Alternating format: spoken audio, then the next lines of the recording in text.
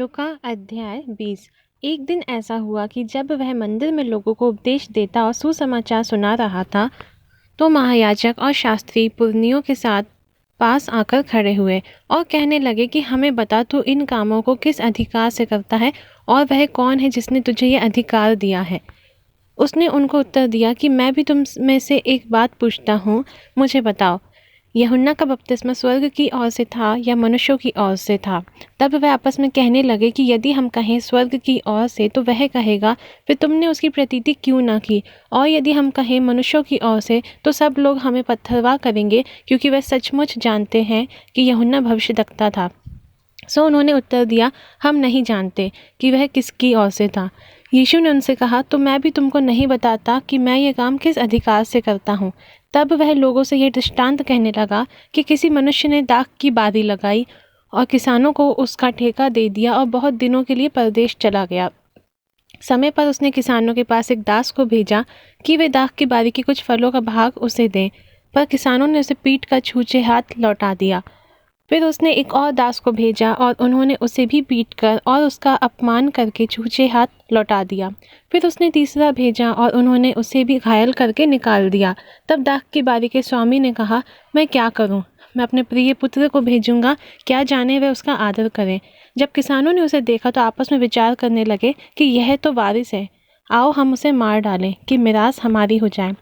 और उन्होंने उसे दाख की बारी से बाहर निकालकर मार डाला। इसलिए दाख की बारी का स्वामी उनके साथ क्या करेगा? वह आकर उन किसानों को नाश करेगा और दाख की बारी औरों को सौंपेगा। यह सुनकर उन्होंने कहा, परमेश्वर ऐसा ना करे। उसने उनकी ओर देखकर कहा, फिर यह क्या लिखा है कि जिस पत्थर को राजमिस्त्रियों ने निकम्मा ठहराया था, वही कोने का सिरा हो गया। जो कोई उस पत्थर पर गिरेगा वह चकनाचूर हो जाएगा, और जिस पर वह गिरेगा उसे वह पीस डालेगा। उसी घड़ी शास्त्रियों और महायाजकों ने उसे पकड़ना चाहा, क्योंकि समझ गए कि उसने हम पर यह दृष्टांत कहा, परंतु वह लोगों से डरे और वह उसकी ताक में लगे और भेदिए भेजे कि धर्म का भेष धरकर उसकी कोई ना कोई बात पकड़े कि उसे हाकिम के हाथ और अधिकार में सौंप दे।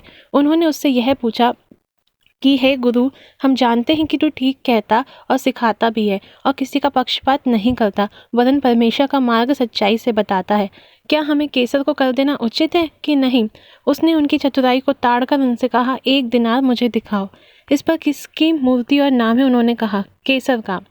उसने उनसे कहा, तो जो केसर का है वह केसर को दो, और जो परमेश्वर का है वह परमेश्वर को दो।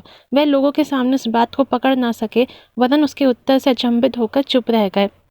फिर सदूकी, जो कहते हैं कि मरे हुओं का जी उठना है ही नहीं, उनमें से कितनों ने उसके पास आकर पूछा कि हे गुरु, मूसा ने हमारे लिए यह लिखा है कि यदि किसी का भाई अपनी पत्नी के रहते हुए बिना संतान मर जाए, तो उसका भाई उसकी पत्नी को ब्याह ले और अपने भाई के लिए वंश उत्पन्न करे। 7 भाई थे। पहला भाई ब्याह करके बिना संतान मर गया, फिर दूसरे और तीसरे ने भी उस स्त्री को ब्याह लिया। इसी रीति से 7 बिना संतान मर गए। सबके पीछे वह स्त्री भी मर गई। सो जी उठने पर वह उनमें से किसकी पत्नी होगी, क्योंकि वह 7 की पत्नी हो चुकी थी। यीशु ने उनसे कहा कि इस युग के संतानों में तो ब्याह शादी होती है, पर जो लोग इससे योग्य ठहरेंगे कि उस युग को और मरे हुओं में से जी उठना प्राप्त करें, उनमें ब्याह शादी ना होगी। वह फिर मरने के भी नहीं, क्योंकि वह स्वर्गदूतों के समान होंगे, और जी उठने के संतान होने से परमेश्वर के भी संतान होंगे। परंतु इस बात को कि मरे हुए जी उठते हैं, मूसा ने भी झाड़ी की कथा में प्रकट की है कि वह प्रभु को इब्राहिम का परमेश्वर और इसहाक का परमेश्वर और याकूब का परमेश्वर कहता है। परमेश्वर तो मुर्दों का नहीं, परंतु जीवितों का परमेश्वर है, क्योंकि उसके निकट सब जीवित हैं।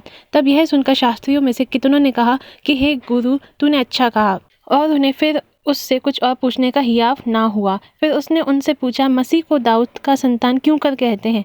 दाऊद आप भजन संहिता की पुस्तक में कहता है कि प्रभु ने मेरे प्रभु से कहा, मेरे दाहिने बैठ, जब तक कि मैं तेरे बैरियों को तेरे पाँव के तले ना कर दूं। दाऊद तो उसे प्रभु कहता है, तो फिर वह उसकी संतान क्यों ठहरा?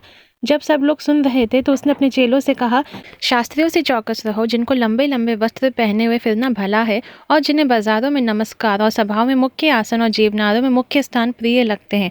वे विधवाओं के घर खा जाते हैं और दिखाने के लिए बड़ी देर तक प्रार्थना करते रहते हैं। ये बहुत ही दंड पाएंगे।